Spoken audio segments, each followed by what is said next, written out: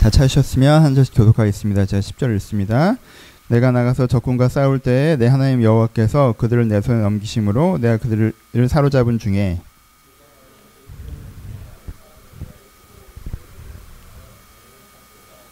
그를 내 집으로 데려갈 것이요 그는 그 머리를 밀고 손톱을 베고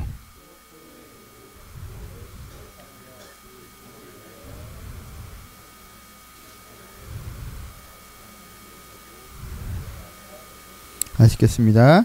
그 후에 내가 그를 기뻐하지 아니하거든 그의 마음대로 가게 하고 결코 돈을 받고 팔지 말라. 내가 그를 욕보였은즉 종으로 여기지 말지니라. 아멘. 안녕하세요. 예, 오늘은 신명기 말씀을 가지고 은혜를 좀 나눠보려고 합니다. 여러분들이 고민하고 계신 대로 코코넛 신명기를 제가 너무 미루다가 지난주에 거의 다 썼습니다. 그래서 이제 책이 나오는 과정, 이제 편집하고 이제 출판하는 과정, 제작하는 과정들이 좀 남아 있는데, 책이 시작되면 그 단원별 메인 주제 설교를 저희가 보통 하잖아요. 근데 그러기 전에 단원별 메인 주제는 아닌데 좀 한번 다루어 봤으면 좋겠음. 그리고 일반적으로 잘 안 다뤘던 본문들을 좀 2, 3주 정도 설교하려고 합니다. 좀 낯선 본문일 수도 있고, 아마 저도 처음 설교를 하는 거면 거의 여러분들이 못 들어본 본문일 경우가 많이 있을 텐데, 그것 자체로 큰 의미가 있는 것이니까요. 너무 본문이 주는 낯설음보다 새로 알아가는 즐거움으로 함께 말씀을 좀 나눴으면 좋겠습니다. 예, 오늘 설교의 제목은 당신의 연애입니다. 모세가 이 신명기라는 모세의 설교집에 연애에 대한 조언을 3-4번 정도 했었습니다. 굉장히 중요하지 않습니까? 그쵸? 여러분 20대 때 여러분들 20대가 아니죠. 30대 때 여러분들 아직도 연애를 하고 살아가면서 여러분들 가운데 연애란 이슈들이 있는데, 모세라는 위대한 선지자 중에 한 분인 분이 이 성경 말씀에 연애에 대해서 조언을 3번 정도 하셨다는 거예요. 우리가 그걸 이제까지 잘 모르고 있었다는 게 너무 안타까운 일 아니겠습니까? 오늘 그 본문들을 좀 살펴보면서 모세가 가르쳐주는 연애 얘기를 좀 해보도록 하겠습니다. 그 첫 번째 조언은 무엇입니까? 오늘 읽었던 본문입니다. 21장 10절과 14절에 나오는 내용이죠. 어떻게 조언하고 계십니까? 상황을 좀 보죠. 뭐야? 라고 하지 마시고 일단 들어보세요. 예. 상황을 좀 보죠. 모세가 한 남자 이야기를 하고 있습니다. 이 남자가 어떤 남자예요? 전쟁에 나가서 포로를 차지했는데 그 포로 중에 얼마나 아름다운 여자를 만났던 것 같아요. 너무 아름다운 여자. 그래서 표현하기를 네가 포로 중에 아리따운 여자를 보고 그에게 연연하여 라고 표현합니다. 연연하다는 게 뭐예요? 연애 감정이 깊게 생겼다는 거죠. 포로 중에 아름다운 여자를 만나, 너무 이쁜 여자를 만나고, 그래서 내가 그한테 연애 감정이 생겼어요. 그럼 어떻게 하지 말라고 얘기합니까? 그러니까 이 사람이 어떻게 했다는 거예요? 연애 감정이 생겼으면 내가 대우하고 결혼을 해야 되는데 그냥 종으로 삼은 다음에 그냥 성적 관계만 맺은 거죠. 나중에 어떻게 했던 것 같아요? 팔아먹은 것 같아요, 또. 그쵸? 그러니까는 팔아먹으면 안 된다, 결혼을 해야 된다, 뭐 이런 조언을 하고 있는 거죠. 그쵸? 모세가 연애에 대해서 조언하고 있는 첫 번째입니다. 여러분 새겨 들으세요. 팔아먹으시면 안 돼요. 하여튼 근데 적용하기 좀 어렵죠. 좀 이따 설명을 할 거예요. 두 번째 본문을 봅시다. 이러니까 목사님들이 안 하신 거 이제까지 설교를 나도 안 했고, 하지만 우리 해보자고요. 22장에 보면 13절에 보죠. 22장 13절에 보면 누구든지, 제가 읽어드릴게요. 아내를 맞이하여 그에게 들어간 후에 그를 미워하여 비방거리를 만들어 그에게 누명을 씌워 이르되, 이렇게 표현하죠. 그렇죠? 그래서 이 여자를 맞이하였더니 그와 동침할 때까지 처녀인 것을 보지 못했다, 이렇게 해서 하는 이야기가 나옵니다. 두 번째 조언이죠. 두 번째 케이스라고 하는 게 더 적절하겠네요. 어떤 상황이 있었던 것 같아요? 모세가 볼 때 어떤 남자 어떤 여자랑 결혼을 했어요. 결혼할 때 뭐가 있었겠으면 기대감이 있었을 거 아니에요. 근데 막상 결혼을 해봤더니 그 기대감이 깨진 거죠. 내가 상상했던 여자가 아닌 거예요. 내가 상상했던 결혼이 아니에요. 이걸 되돌리고 싶어요. 근데 어떻게 해야 되돌릴 수 있을 것 같아요? 이 여자에게 누명을 씌우면 되돌릴 수 있는 거죠. 그렇죠? 이 여자가 처녀가 아니었다. 당시법에서는 그게 중요했으니까 처녀가 아니었다고 누명을 씌워서 쫓아낸 다음에 자기는 새 출발할 생각을 딱 한 거죠. 그러니까 모세가 뭐라고 조언하는 거예요? 쫓아내면 안 된다라고 조언을 한 거예요. 그렇죠? 네가 사귀었던 여자, 결혼한 여자에게 누명을 씌우지 말라라고 하는 게 두 번째 예입니다. 벌써 분위기가 안 좋아졌네요. 예, 빨리 하죠. 예, 세 번째로 갑시다. 24장에 가면 앞부분에 24장에 보면 24장 1절에 보면 제가 읽어드립니다. 세 번째 케이스가 나옵니다. 사람이 아내를 맞이하여 데려온 후에게 그에게 수치된 이름을 발견하고 그를 기뻐하지 아니하면 지 마음에 안 드는 거죠. 이혼 증서를 써서 그의 손에 주고 그를 자기 집에서 내보낼 것이요. 여기까지는 괜찮아요. 근데 그 여자가 그 집에서 나가 다른 사람의 아내가 되렸어요. 근데 그 둘째 남편도 그를 미워하여 이혼 증서를 써서 그 손에 주고 그를 자기 집으로 내보냈으나 또는 그를 그 아내를 맞이한 둘째 남편이 죽었다고 하자. 이 여자가 이미 돈을 돌려주는지 보낸 전 남편이 그를 다시 아내로 삼지 맞이하지 말지니 뭐 이렇게 얘기하고 있어요. 세 번째 케이스는 좀 낫죠? 어떤 경우예요? 내가 어떤 여자랑 결혼했어요. 근데 이혼하고 싶어요. 근데 누명을 씌워서 쫓아내면 자기는 클리어하게 출발할 수 있지만 그러는 건 너무 아닌 것 같아요. 그래서 어떻게 해요? 이혼 증서를 써줬어요. 그렇죠? 근데 이 여자가 그래서 이제는 딴 남자랑 결혼해서 사네요. 그랬더니 이 남자가 보기 어때 보여요? 내 옆에 있을 땐 그냥 그래 보였는데 딴 남자랑 사는 거 보니까 괜찮아 보였던 거지. 그래서 아쉽다라고 하고 있는데 마침 또 그 남자랑 또 이혼을 하셨네. 그러니까 얘가 또 그럼 이젠 나랑 살자라고 하지 말라라는 거예요. 그렇죠? 모세의 연애에 대한 세 번째 조언이에요, 이게. 그렇죠? 법적으로 문제가 없을 수 있어요, 이게. 아까처럼 누명을 씌우거나 팔아먹는다거나 이것보다는 좀 나아 보일 수도 있지만 모세는 이것도 절대 하지 말라라고 얘기했습니다. 그렇죠? 우리가 성경에 나와 있는 모세가 이야기해주는 연애에 대한 세 가지 조언들을 들을 때 우리 감정이 어때요? 그건 네이트에서 지나치게 자극적인 기사를 읽은 기분이죠. 뭐 이러고들 살아? 이럴 때 있잖아요. 괜히 클릭했다고 후회될 때, 기분 상할 때, 우리나라에 이런 일들까지 있나? 좀 그런 기분이라는 거예요.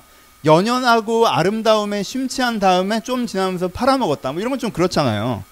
이혼을 하고 싶어서 아내에게 누명을 씌웠다. 이것도 좀 그렇고 너무 자극적이라는 거죠. 사실은 우리는 이 본문들을 읽을 때 그땐 왜 이 모양이었대? 라고 그냥 마음을 빼는 마음이 먼저 들어서요. 본문으로 깊이 들어가지 않습니다.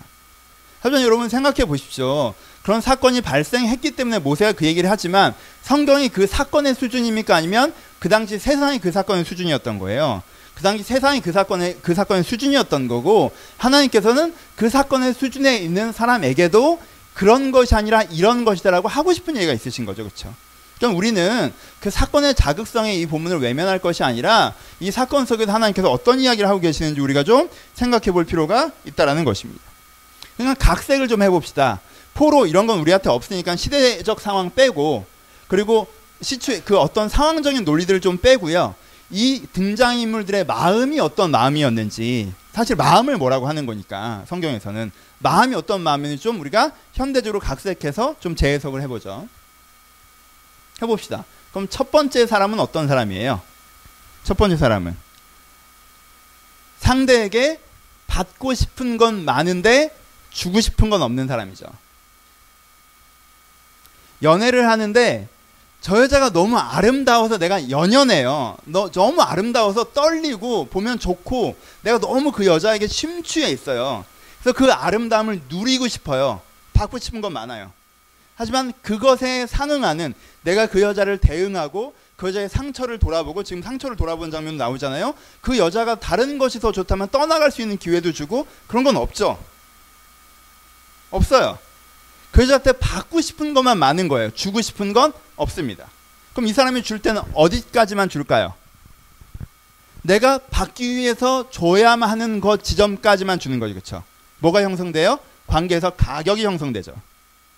내가 이걸 받으려면 줘야 하는 지점까지만 주는 거예요. 그렇죠? 이게 첫 번째 연애 방식이에요.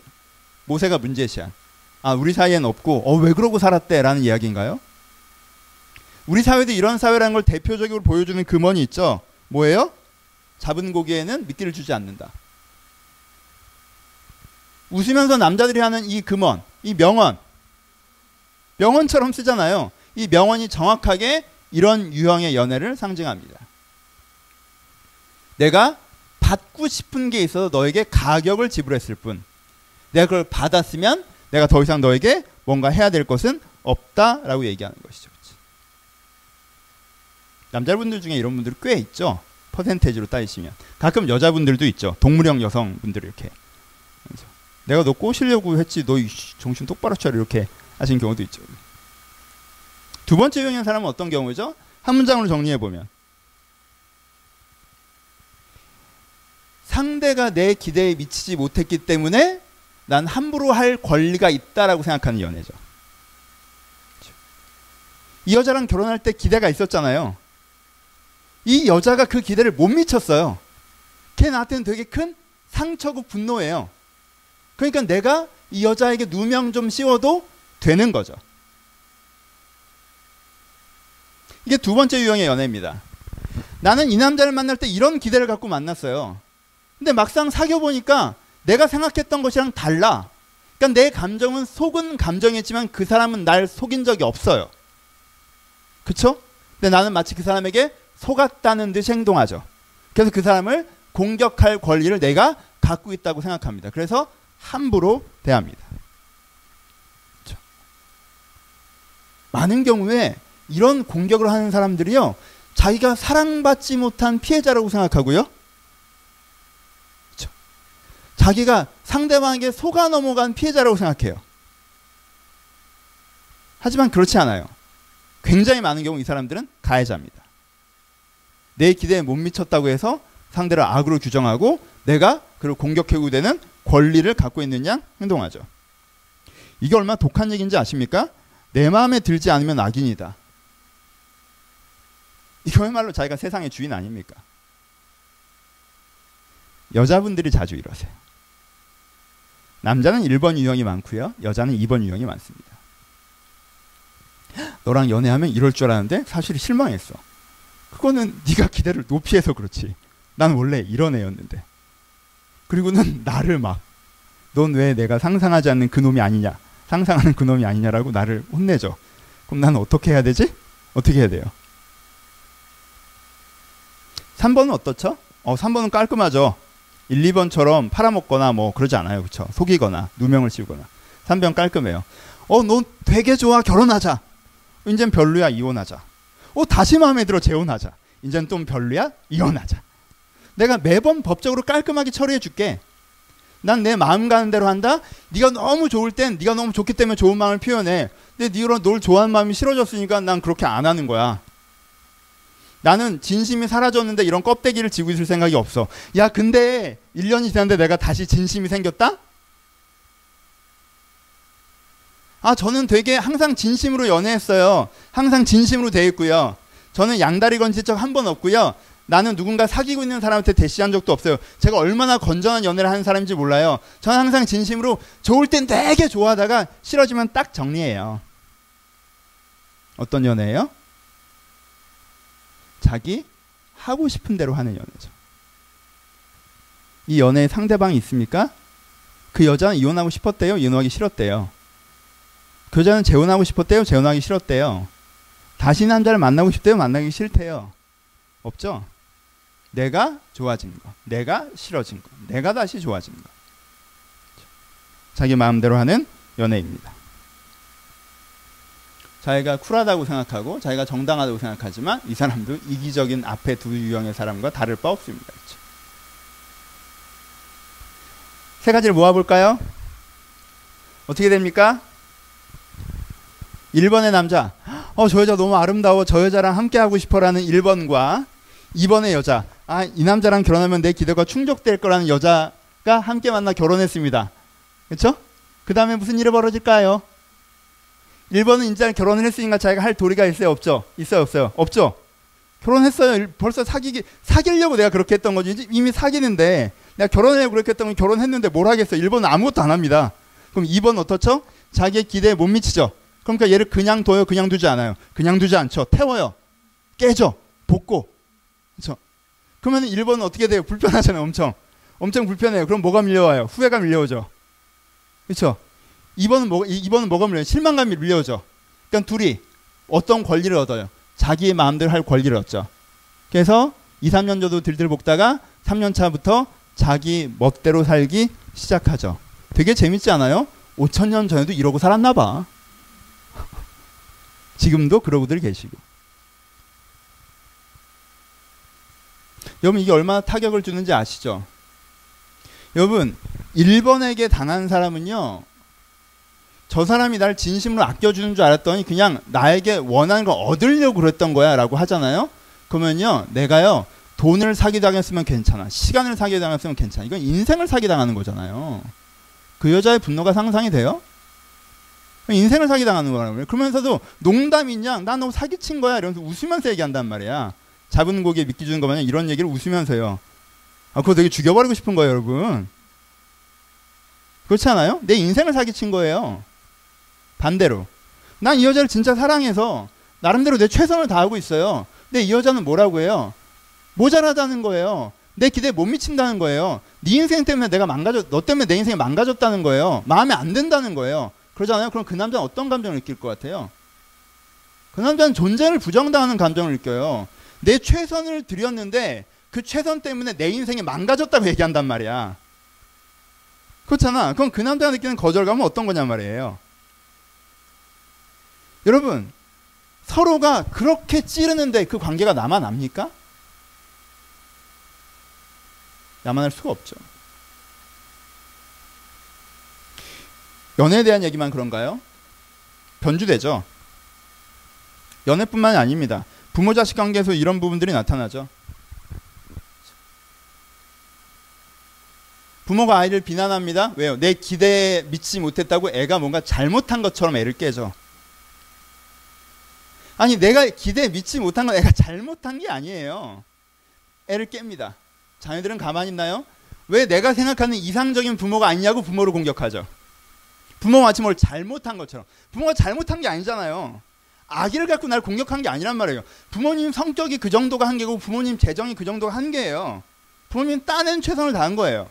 근데 내가 생각하는 이상적인 부모에 미치지 못한다고 부모를 공격합니다. 내가 얻고 싶은 게 있을 때 친구에게 잘해요. 근데 한참 지내보니까 내가 가는 건 많은데 오는 게 없는 거 같아요. 정리하죠.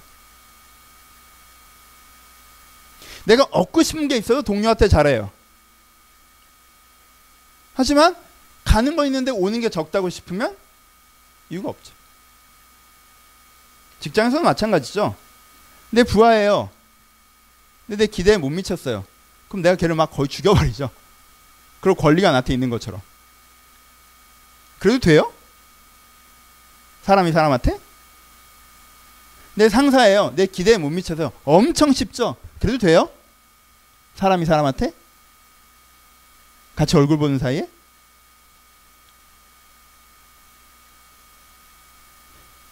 관계의 문제를 얘기하고 있습니다. 근데 왜 연애 중심으로 얘기하냐?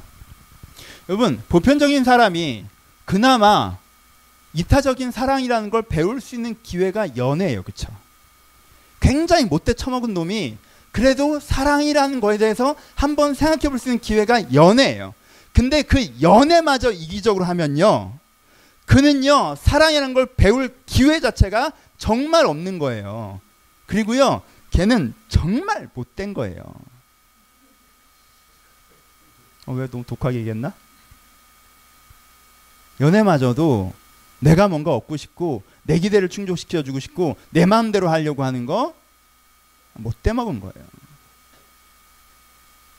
그 사람이 어디서 사랑을 배울 수 있겠습니까? 핵심이 뭡니까? 모세가 얘기하는 것은 무엇입니까? 네가 아무리 교회에서 하나님 앞에서 사랑을 얘기하고 질을 얘기하고 그렇잖아요. 국가적인 논의를 할 때는 인간이 어떻게 해야 되고 뭐 가치가 어떻고 기업이 어떻고 정부가 어떻고 정말 이빠른 소리 하고 인문학 책을 보면은 막 인간에 대한 깊은 이해를 얘기하고 그렇잖아요. 그리고 하나님 신앙을 갖고 있어서 또 교회에 있어서 그리스도의 사랑과 예수 그리스도의 헌신을 얘기하고 근데 막상 자기 삶에 들어가서는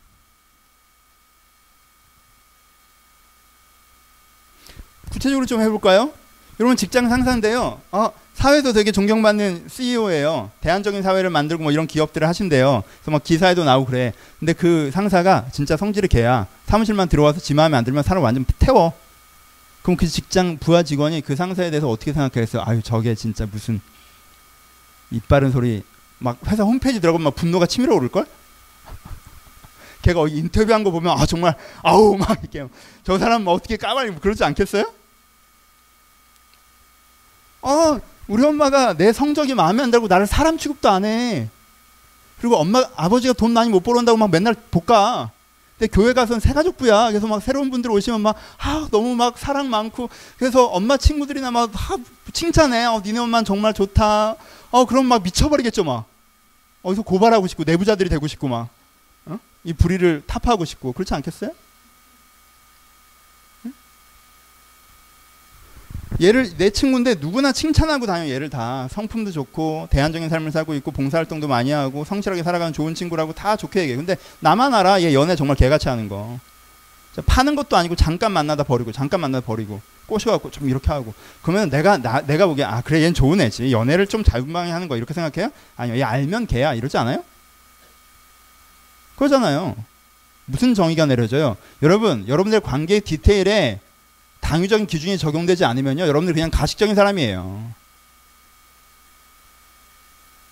내가 정부 얘기하면서 의롭게 얘기한 거 얼마나 쉽습니까? 인문학 서적 읽고 인간가치를 얘기한 거 얼마나 쉬워요. 교회 와서 사랑에 대해서 말씀을 나누는 거 얼마나 쉽습니까? 근데요 그게 어디 적용돼야 되는지 아세요? 여러분의 담론에 적용돼야 되는 게 아니에요. 담론을 바꾸는 건 하루아침에 바꿀 수 있어요. 책 한 권만 읽으면 바꿀 수 있어요. 하지만요 그건요 담론만 바뀌는 건요 그냥 그 사람의 인생을 포장하는 포장지에 지나잖아요. 그것이 어디 적용돼야 됩니까? 그 사람의 관계에 적용돼야 돼요. 그 사람의 연애에 적용돼야 돼요. 그 사람의 가족에게 적용돼야 돼요. 그 사람에게 직장 동료에게 적용돼야 돼요. 그 사람이 사람을 대하는 태도에 적용이 돼야 되는 거예요. 그게 바뀌어야 돼요. 그래야 진짜 바뀐 거예요. 그렇죠? 묻습니다. 여러분들의 관계를 쓰는 기준은 무엇입니까? 우리의 관계에 쓰는 기준은 자기중심적인 이기성입니까? 아니면 상대방을 배려하는 이타심입니까? 내가 관계를 할 때 항상 나라는 기준을 갖고 관계를 풀어나가십니까? 아니면 나와 그를 함께 보거나 혹은 때로는 자주 내가 사랑하는 사람이라면 그 사람을 더 많이 보기도 하면서 관계를 풀어나가십니까? 여러분의 관계의 주제, 기준은 무엇이 되고 있습니까? 모세는 우리에게 이것이 바뀌어야 된다고 얘기합니다. 이게 모세가 하는 연애에 대한 조언입니다.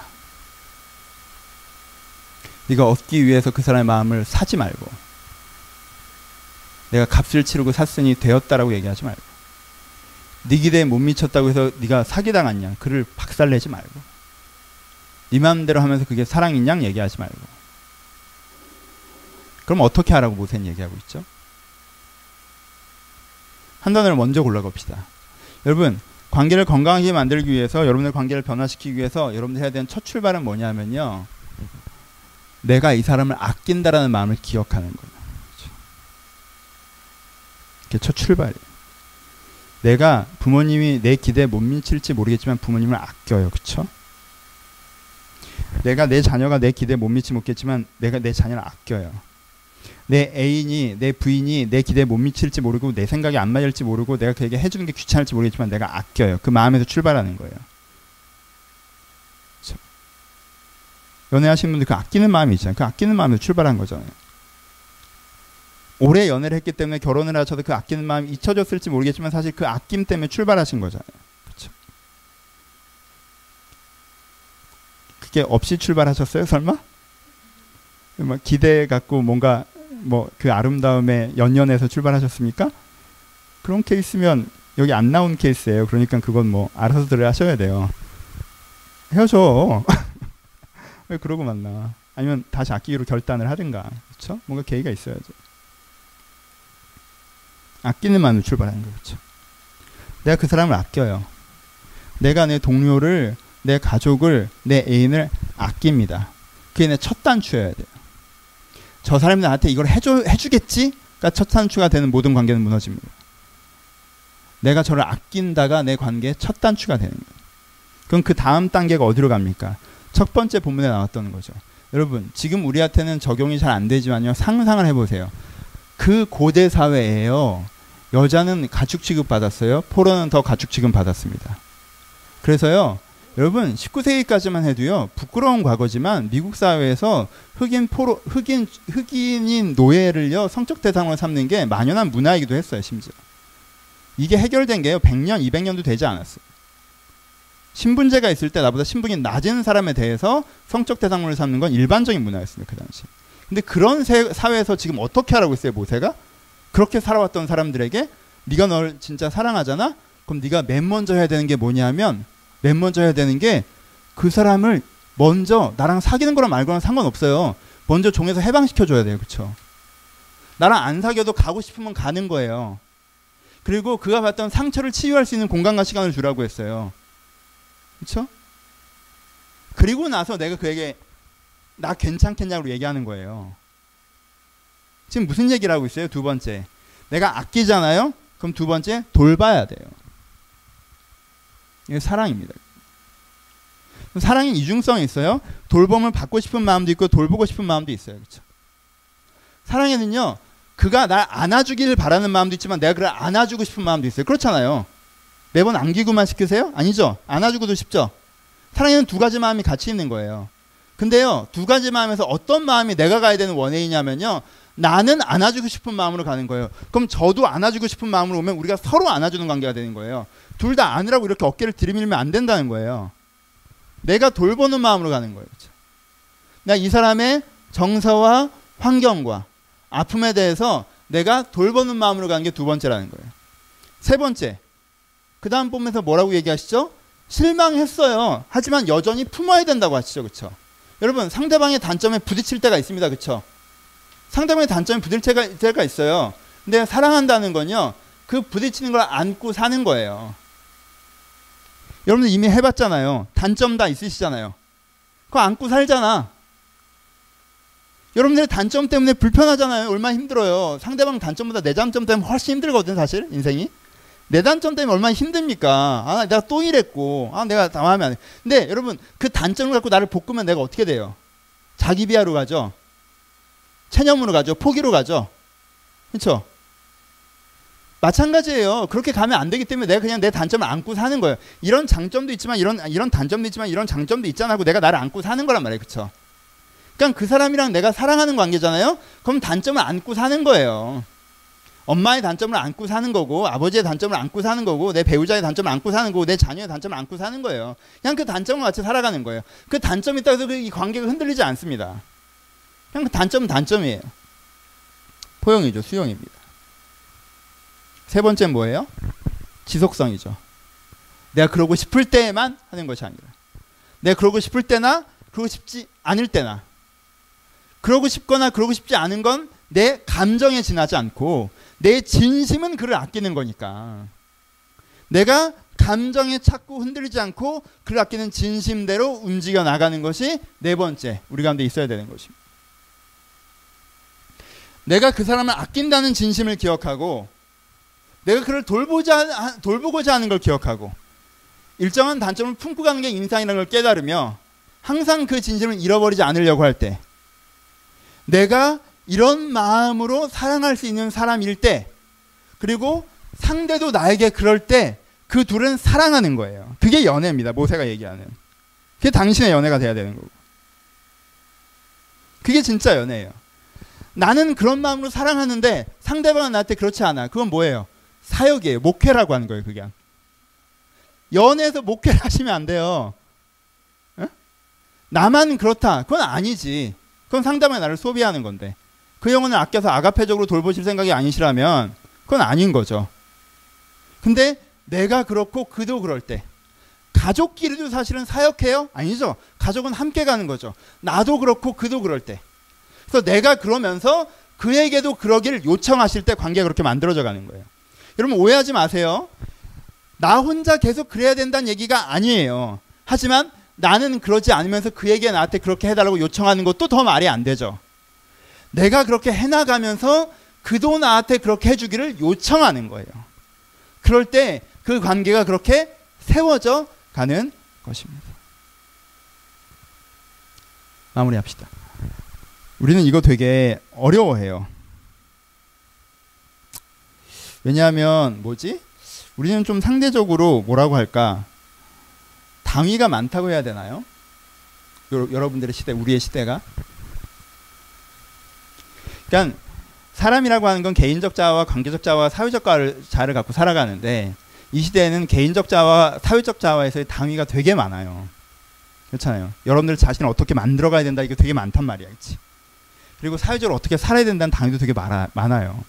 이 개인적 자아와 사회적 자아에서의 당위가 너무 많다 보니까 우리의 마음이 어느 쪽으로 튀냐 하면은 관계적 자, 관계에서만큼 좀 내 마음대로 하고 싶은 마음들이 되게 많아져.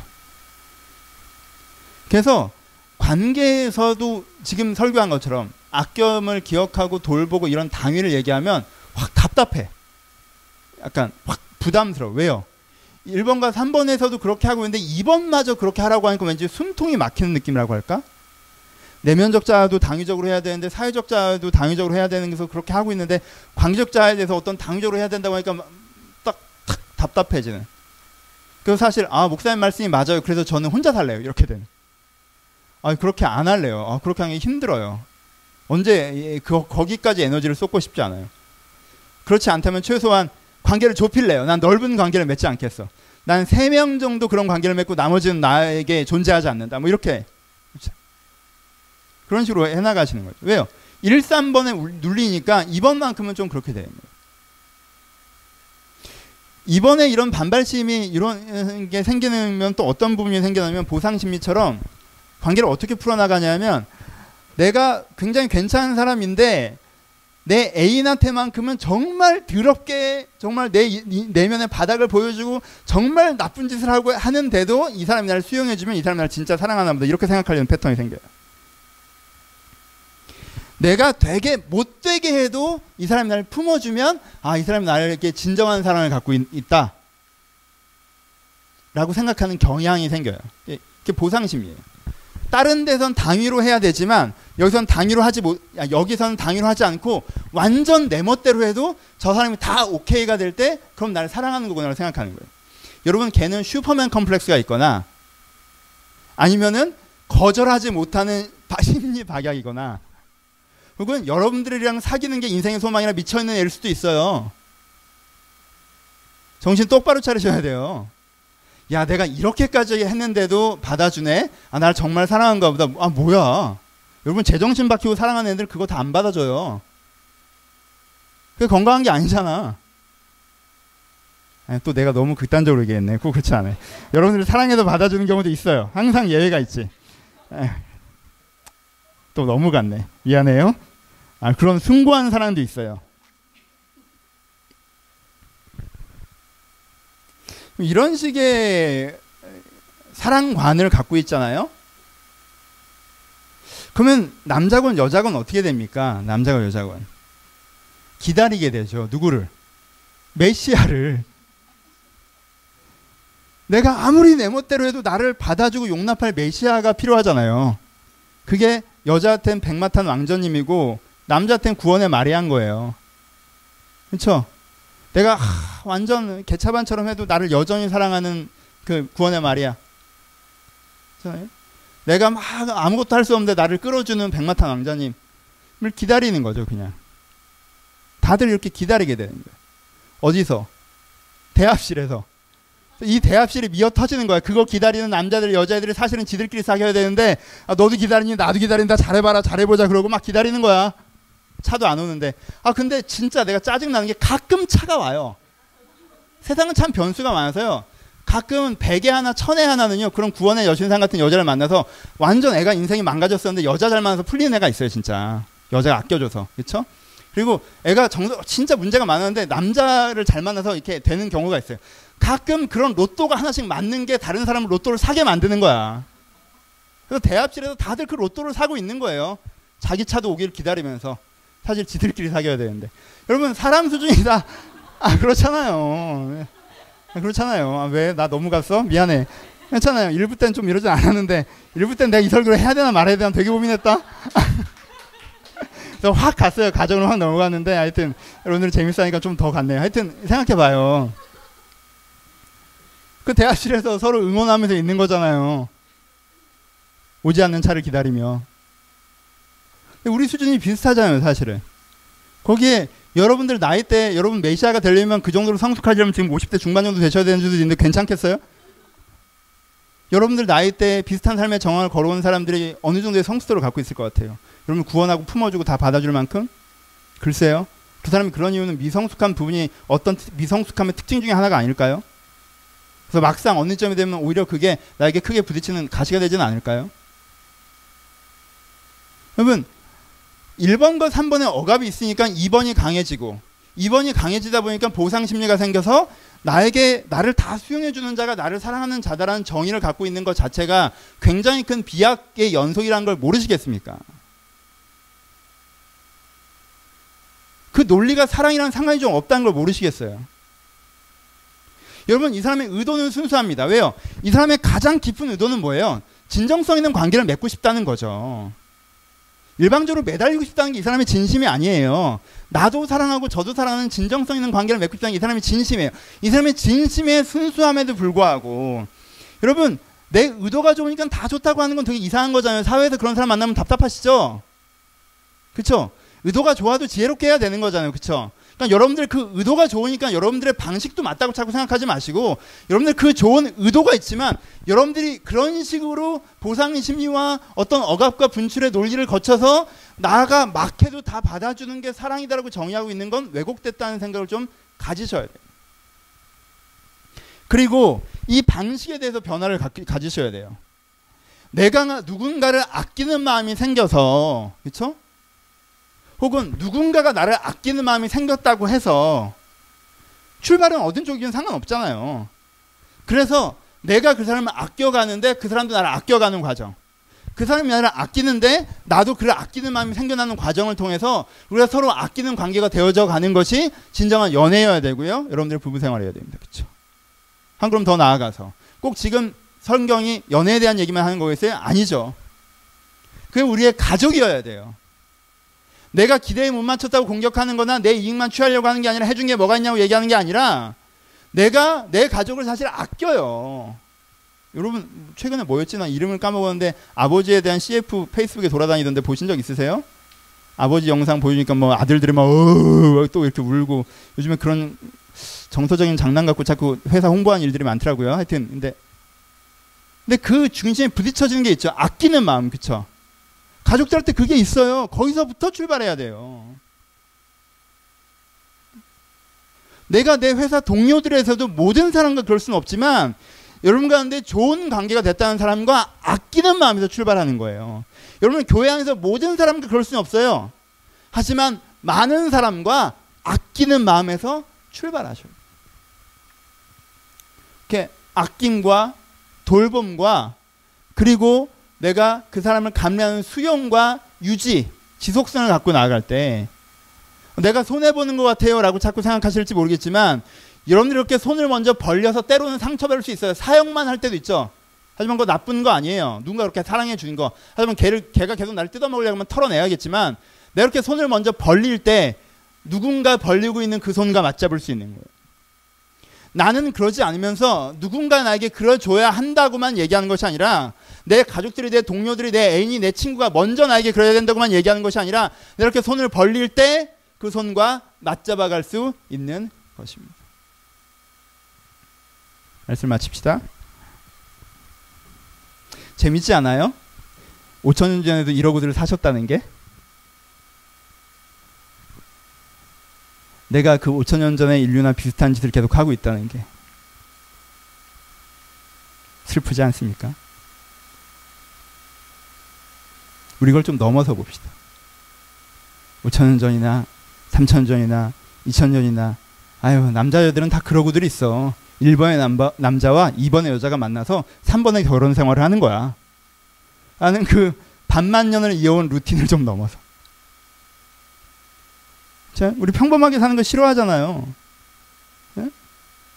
이 반만 년을 이어온 루틴을 넘어서 내가 이기적인 연애, 이기적인 가족관계, 이기적인 사회관계를 맺는 것이 아니라 내가 사실은 그들 아끼는 마음이 있다는 걸 깨닫고 손을 벌리는.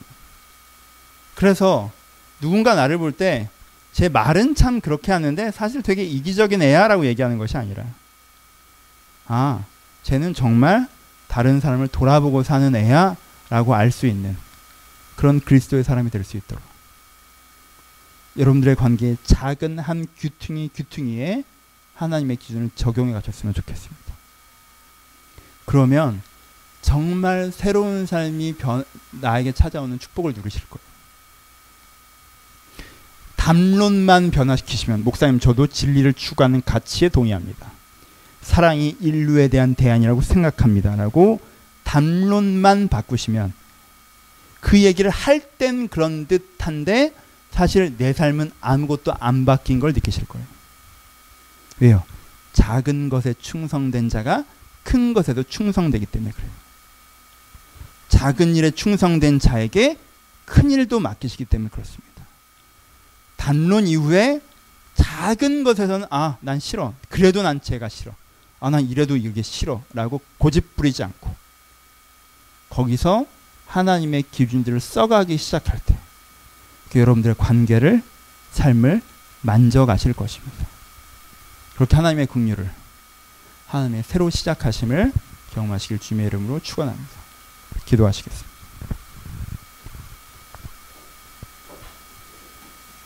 나랑 가까이에 있는 사람에게 나는 어떤 사람입니까? 나랑 가까이에 있는 사람에게, 내 가족에게, 내 애인에게, 내가 연애를 했을 때, 지금 연애를 하고 있는 지금, 그리고 내 회사 옆자리에 있는 사람에게 나는 어떤 사람입니까? 내가 거기서 변화되게 하여 주옵소서. 거기서 변화되게 하여 주옵소서. 거기서 새로워지게 하여 주옵소서. 그래서 사랑이 무엇인지 알고 실천하고 누리는 사람이 되게 하여 주옵소서. 들은 말씀을 생각하시면서 묵상하면서 고백하면서 우리 10여 분 동안 함께 기도하도록 하겠습니다. 기도하겠습니다.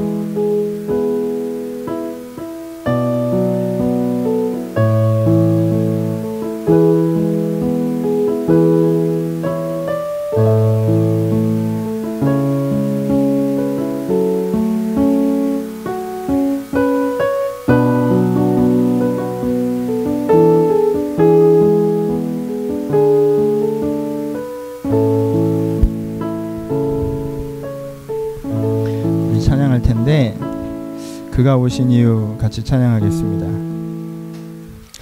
오늘은 좀 이 가사들을 좀 구체적으로 상상하시면서 찬양하시면 어떨까요? 보시면 그가 이 땅에 오신 이유, 죽어야 살겠고 져야만 승리하는 놀랍고 영원한 신비, 뭐 이렇게 되어 있습니다. 그렇죠? 죽어야 살겠고 져야 승리하는, 기독교에서 많이 하는 이야기들입니다. 그렇죠? 우리가 이것을 보면서 십자가를 생각합니다. 그리고 어떤 큰 명제들을 생각합니다. 하지만 우리의 생활 속에서, 우리의 관계 속에서 내가 정말 내 애인에게, 내 친구에게, 내 가족에게 죽어야 살고 져야 승리하는 법칙들을 정리할 수 있으십니까? 여러분, 인류를 사랑하는 건 참 쉬운 일이에요. 옆 사람을 사랑하는 건 참 어려운 일입니다. 내가 보편적인 대중을 사랑하는 건 참 쉬운 일이에요. 하지만 내가 옆 사람을 사랑하는 건 어려운 일입니다. 내가 가치적인 세상이 돼야 된다고 얘기하는 건 쉬운 일이에요. 하지만 내 생활에서 이해관계를 조금씩 포기하면서 불편해지는 건 어려운 일입니다. 하지만 이 작은 일에서부터, 이 벽돌에서부터 세상이 만들어지는 것이지 그 막연한 구름 같은 이야기들에서부터 세상이 변화되는 것이 아닙니다. 하나님, 내가 이 관계의 작은 벽돌을 쌓아나겠습니다. 오늘 이 찬양은 조금 더 작은 적용을 생각하시면서 내가 죽어야 살고 져야 승리하는 그리스도의 은혜를 믿사오니 내 관계에서 이런 일들이, 내 가족에서 이런 일들이, 내 사회 현장에 이런 일들이 벌어지게 해달라고 우리 한번 같이 같은 마음으로 찬양하도록 하겠습니다.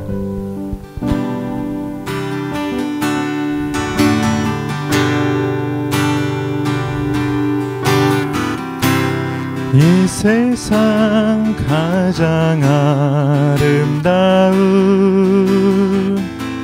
순종의 눈물,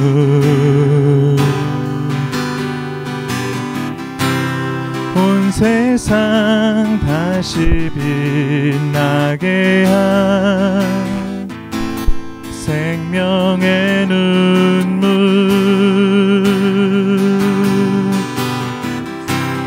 그가 이 땅에 오신 이유, 죽어야 살게 되고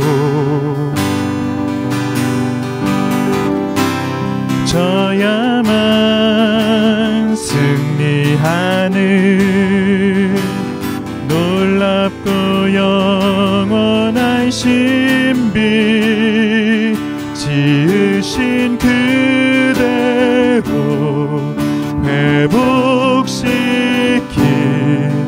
우리의 창조주 그리스도,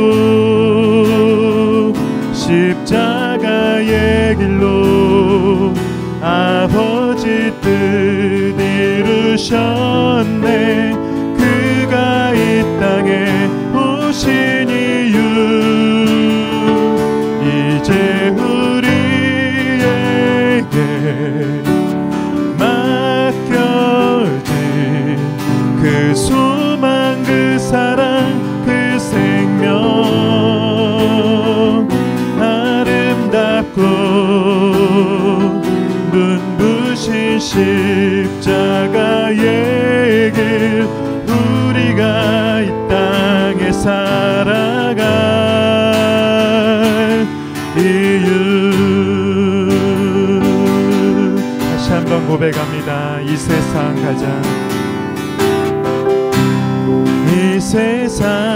가장 아름다운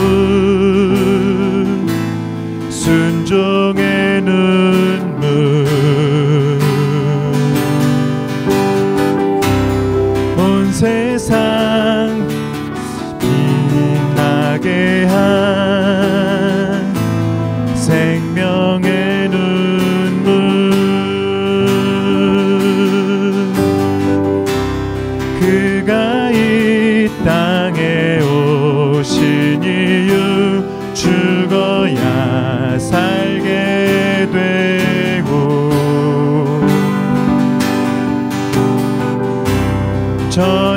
져야만 승리하는 놀랍고 영원한 신비, 지으신 그대로 회복시킨 우리의 창조주 그리스도, 십자가의 길로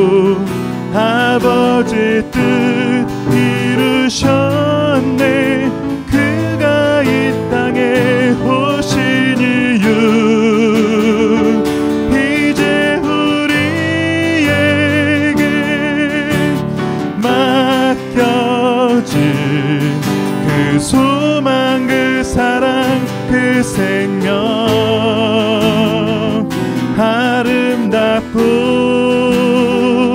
눈부신 십자가의 길 우리가 이 땅에 살아갈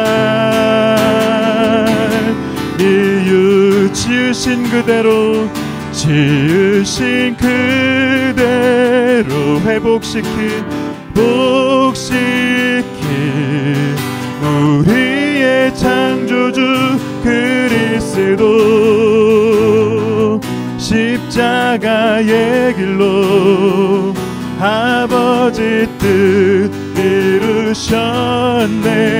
그가 이 땅에 오신 이유 이제 우리에게 맡겨진 그 소망 그 사랑 그 생명 아름답고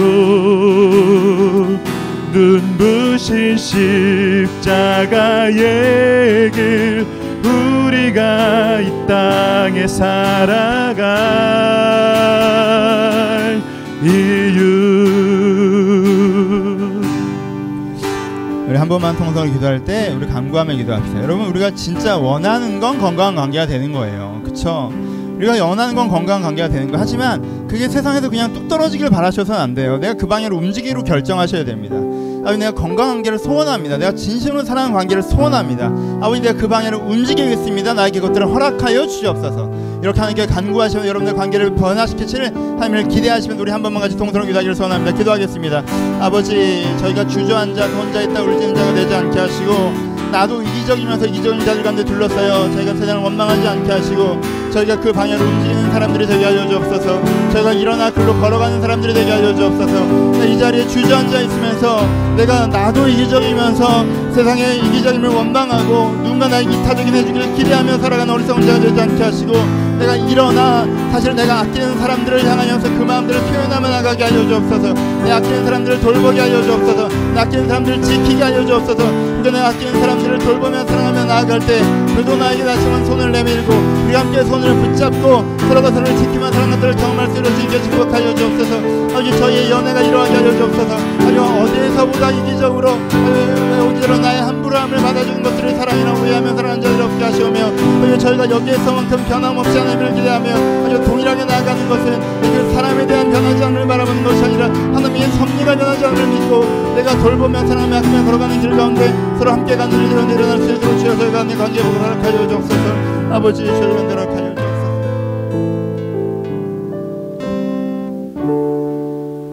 아버지, 우리에게 관계복이 필요합니다. 우리가 상처받았고 고립돼 있고, 그래서 이기적인 주변 사람들 그들을 막아서느라 급급한 어느 날 나 홀로 남겨지는 것들을 보면서 피로한 그런 삶을 살아가는 것이 저희 현재인 것을 볼 때가 있습니다. 아버지, 저희 가운데 관계복이 필요합니다. 저희가 사랑하고 사랑받으며 더불어 살아가는 일들이 저희의 연애에서, 저희의 부부관계에서, 저희의 가정에서, 저희 친구관계에서, 저희 직장에서 일어나기를 소원합니다. 아버지, 저희가 이런 소원을 갖고 있사오니 이 축복을 기대하오니 내 이기심을 털고 그 방향으로 움직이게 하여 주옵소서. 나도 이기적이면서 이기적인 세상을 원망하는 것이 아니라 내가 이제는 이타적으로 결정하고 내가 갖고 있는 작은 아끼는 마음들에 집중하며 내 아끼는 사람들을 먼저 보듬으며 그렇게 한 걸음씩 나가는 사람이 될 수 있도록, 그래서 우리를 통하여서 그 관계의 축복이 나와 이 주변에 임할 수 있도록 그렇게 움직이는 자들이 되게 하여 주옵소서. 주여, 그럴 때 내가 상처받고 막아서느라 고립되는 것이 아니라 내가 다가서고 변화시키며 함께 있는 그 아름다운 관계를 내 연애에, 내 가족에, 내 사회에 만들어갈 수 있도록 축복하여 주옵소서. 이제 우리 주 예수 그리스도의 은혜와 하나님 아버지의 사랑하심과 성령의 교통하심이 지금도 하나님 안에서 서로 사랑하며 살아기를 소원하는 모든 심령 가운데 이제로부터 영원토록 함께 있을지어다. 아멘.